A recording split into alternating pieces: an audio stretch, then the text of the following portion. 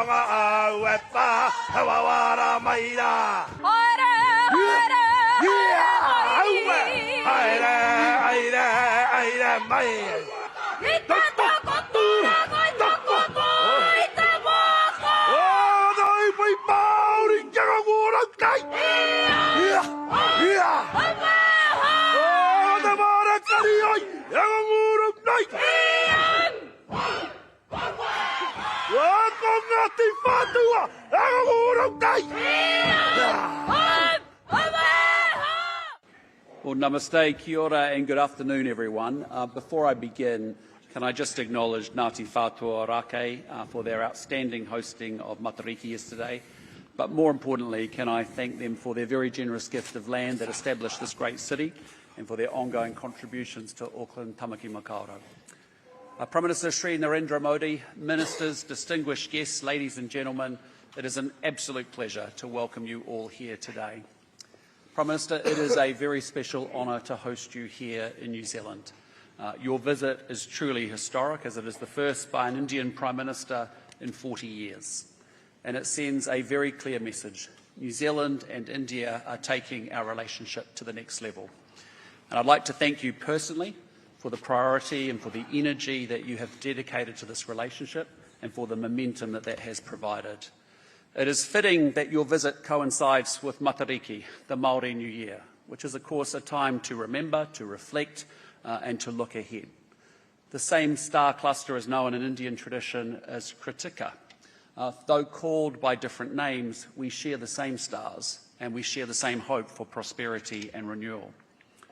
When I visited India last year, Prime Minister Modi and I agreed that our countries should do more together. And since then, we have made significant progress and we've moved at real pace. We launched free trade negotiations led by our great ministers Goyal and Macleay, supported by negotiators from both countries. And consequently, in April, New Zealand and India signed a landmark free trade agreement. Today, I'm pleased to announce that Prime Minister Modi and I have agreed to elevate our relationship to a strategic partnership. And this is a significant step forward in a world that is increasingly volatile and uncertain. Strong partnerships are more important than ever before. And this provides a stronger platform for practical cooperation in prosperity, security and people-to-people connections. It will deepen our links in trade, investment, education, technology, sport and tourism. And it will also enable closer cooperation on defence, maritime security and law enforcement. But most importantly, it means building a relationship that benefits both countries and delivers real results. Everyone here understands what it takes to build a strong partnership. And they take trust, it takes commitment, reliability, follow-through and creating value together. And this holds equally true whether it be in both business or diplomacy. And under your leadership, Prime Minister Modi, India has become one of the world's fastest and largest growing economies. It is a major geopolitical player and an Indo-Pacific partner, known for its scale, its innovation, its ambition and its strategic influence. New Zealand is an open, trusted, innovative and globally connected place. We offer expertise in food production and education and technology, tourism, sustainability, and we have a strong record of practical cooperation and trusted partnership. Together, we can support job creation, we can expand trade, attract investment and create new opportunities in both India and New Zealand, all with the goal of increasing the prosperity and security for our peoples. Now, no New Zealand-India gathering would be complete without highlighting one of our strongest people-to-people connections, and of course that is sport. In fact, this year marks 100 years since the Indian Army hockey team toured New Zealand in 1926. And that tour attracted large crowds and introduced New Zealanders to a new style of play led by the legendary Diane Chand. We will mark that milestone through 100 years of unity through sport, a year-long program of sporting, community and cultural events across New Zealand in 2026. Now, cricket will always be a special connection, and New Zealanders know the passion India brings to the game. We have witnessed this passion in memorable contests such as Ajaz Patel taking 10 wickets in an innings in Mumbai, his birthplace. And Prime Minister, I don't know whether I told you or not, but I also experienced this passion firsthand while playing street cricket in Delhi, with the Children from Steers Foundation, which actually is a grassroots organisation that supports sports for underprivileged youth. My team included the great Indian Kapil Dev, and we were playing against the New Zealanders who included Ajaz Patel and Ross Taylor. You've met Ross already today, but he is undoubtedly one of our greatest players. He is a legendary captain. He was our highest run scorer upon retirement, and I have to tell you, he is a leader with exemplary values. During that match, I joked with him from behind the wicket as he was batting about the possibility of the great Ross Taylor being bowled out by a 13-year-old. Lo and behold, on the very next ball, he was bowled out by an 11-year-old Indian bowling at 110 kilometres an hour. And the younger player, of course, was ecstatic. Ross obviously responded with very good humour, but it just once again demonstrated to me the passion that defines our rivalry in cricket. And that is why our sports joint action plan we have agreed upon this morning is so important, because it will strengthen our connections in coaching, in youth sport, women's and girls' sports, high-performance sports, science, technology, tourism and business. And it transforms our shared passion into a much deeper cooperation. Now, people are at the heart of all of this relationship, and Indian New Zealanders have been and continue to be absolutely critical to New Zealand's success. Their impact is felt throughout New Zealand, in business, education, health, technology, culture, sport and community life. And through their energy, through their enterprise and through their strong family connections, Kiwi Indians help New Zealand understand India and India understand New Zealand. And this is evident every day in the families, the students, the visitors, the entrepreneurs and the athletes who bring our countries closer together. This is the foundation for a relationship that will last. Prime Minister Modi, today we celebrate how far this relationship has come and where we take it to next. When I visited India last year, you said our countries were ready to step up and build a winning partnership. Your words resonated very strongly with us. And since then, New Zealand and India have concluded the FTA, and today we announce a strategic partnership as the next foundation, the next stage of our relationship. And we will build on this foundation with trust, ambition, teamwork and action. So, Prime Minister Modi, can I say thank you once again for your leadership, for your personal commitment to this relationship. And today we can confidently say that New Zealand and India are a winning partnership. And I look forward to working with you, my friend, and with everyone here in this room to further strengthen this partnership in the years ahead. Dhanyavad. Thank you very much. Your Excellency, Prime Minister Christopher Luxon, दोनों देशों के delegates, नमस्कार, कियोरा।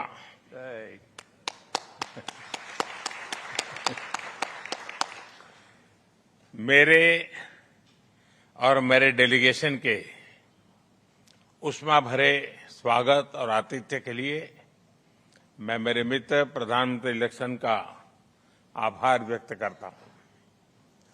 उन्होंने स्वागत में इतनी गर्मजोशी दिखाई है कि ऑकलैंड की सर्दी भी आज कुछ कम लग रही है।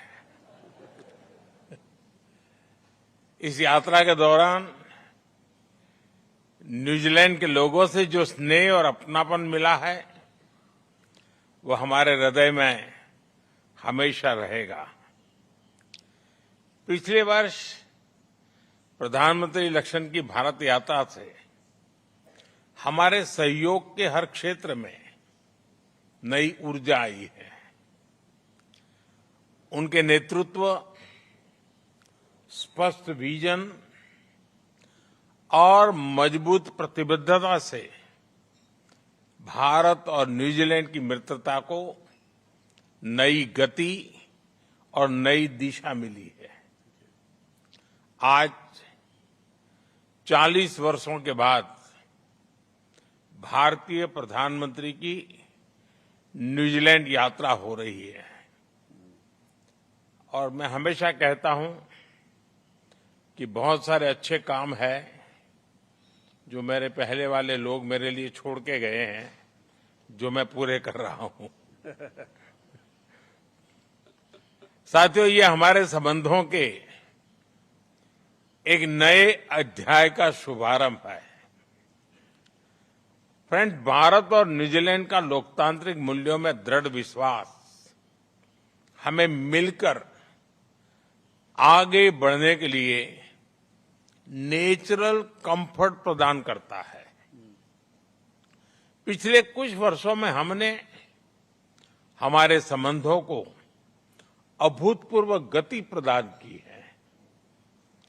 आज की बैठक में हमने हमारे सहयोग को नई गहराई और व्यापकता देने पर विस्तार से चर्चा की। हमने भारत न्यूजीलैंड संबंधों को स्ट्रेटेजिक पार्टनरशिप के स्तर पर ले जाने का ऐतिहासिक निर्णय लिया है। इसके अंतर्गत हम हर क्षेत्र में स्पष्ट लक्ष्यों और ठोस परिणामों के साथ आगे बढ़ेंगे। इस वर्ष हमने रिकॉर्ड समय में फ्री ट्रेड एग्रीमेंट किया। इस उपलब्धि से दोनों देशों के उद्योगों, किसानों और युवाओं के लिए नए द्वार खुलेंगे। हमें ट्रेड के साथ साथ ट्रस्ट, टेक्नोलॉजी और टैलेंट का ब्लूप्रिंट हम तैयार कर रहे हैं। पिछले 3 वर्षों में हमारे व्यापार में 50% से अधिक की बढ़ोतरी हुई है। हमें विश्वास है कि एफटीए अगले 5 वर्षों में हमारे व्यापार को 2 गुना करने का मजबूत आधार बनेगा।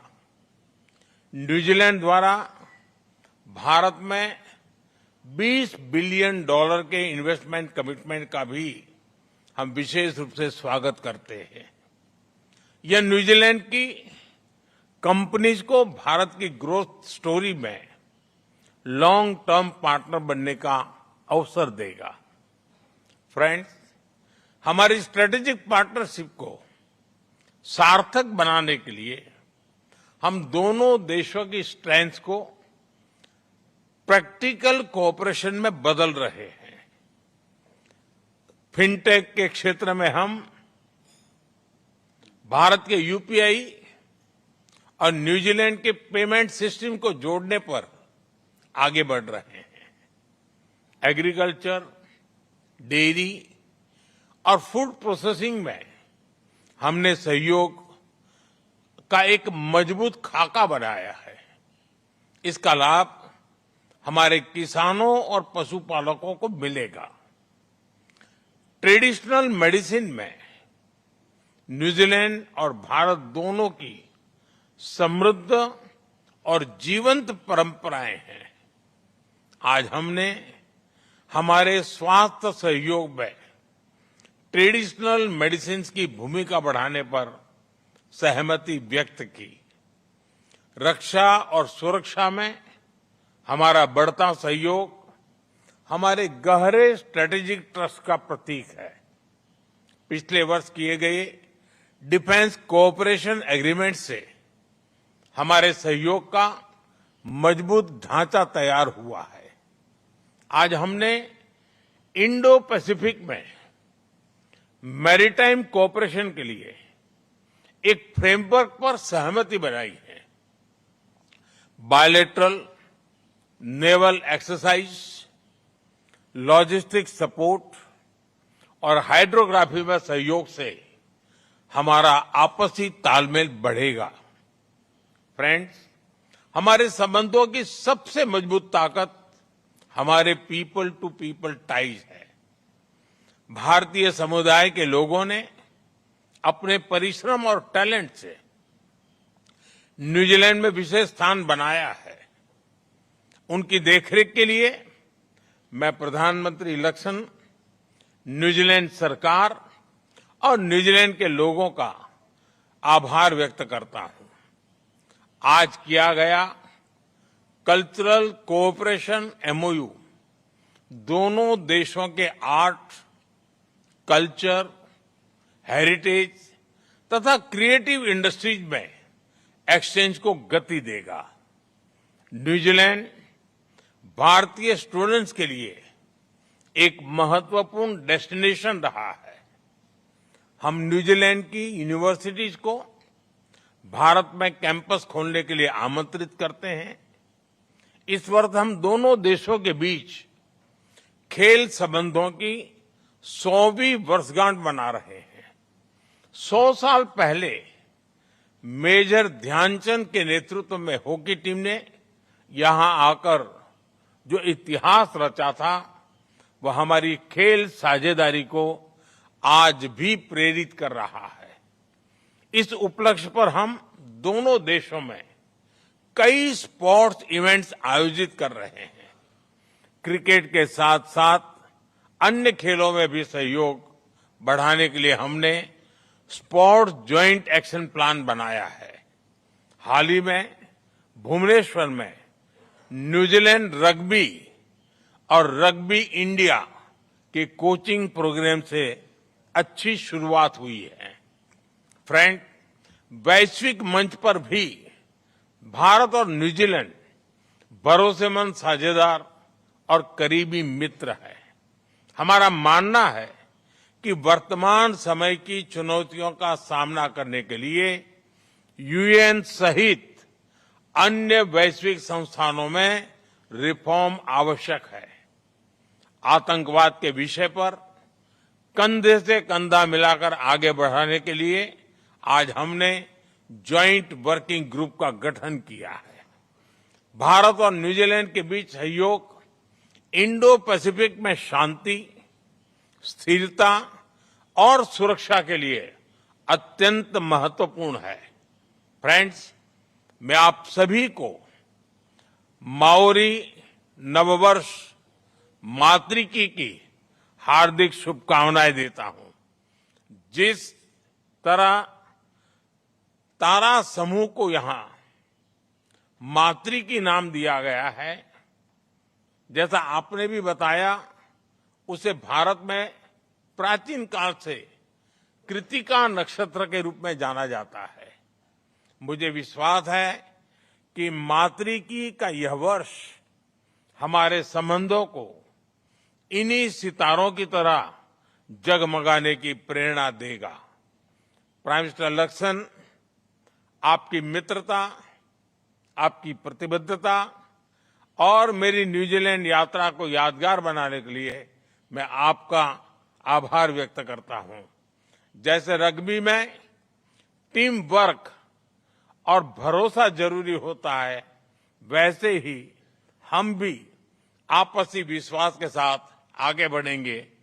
हम एक ही टीम में हैं, इसलिए टैकल केवल चुनौतियों को करेंगे। बहुत बहुत धन्यवाद।